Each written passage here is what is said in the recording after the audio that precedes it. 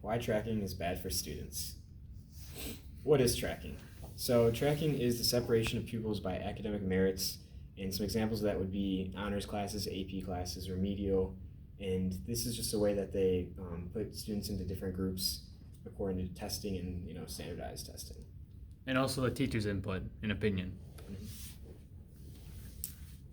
So tracking's been around for a long time, and it's actually kind of not beneficial to the students because lower level students are typically not really motivated to do any better, while higher level students are like really overworked and overpressured, and typically in most cases lower socioeconomic students are put into the lower classes, while more gifted students, socially economically gifted students, are in higher classes. And also because it's a teacher's input that has the final say in what course they choose.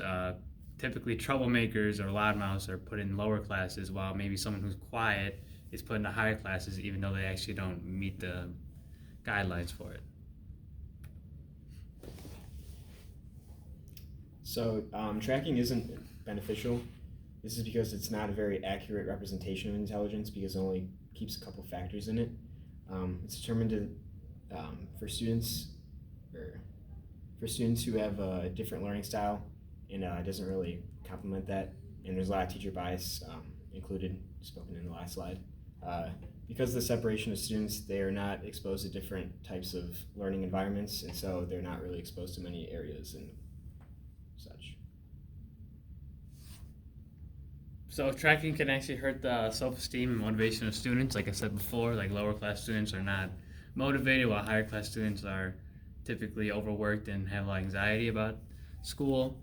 And a lot of times the students are reevaluated to see if they can actually go into a higher level class, and or even drop down. And lower class teachers also have lower expectations of the lower level students, and they are pushed to do their best. And same case with higher level students. They if they don't meet expectations, they're very stressed about it, and yeah. Okay, so there's different types of tracking. So they a lot of times assign student populations as above average, normal, and below average, which isn't a very accurate indication of levels. There are different levels of the same course being assigned to different students, and so they might have one for the below average students, the medium, and then the higher end ones. And they offer AP honors and remedial courses, so there's not much of a say of differentiating kids. Schools in poor areas don't have access to educational tools, so that leads to more failure rates in those schools, and nicer schools end up having better programs to accommodate for their programs. So we should stop tracking first by educating others on the issue of tracking.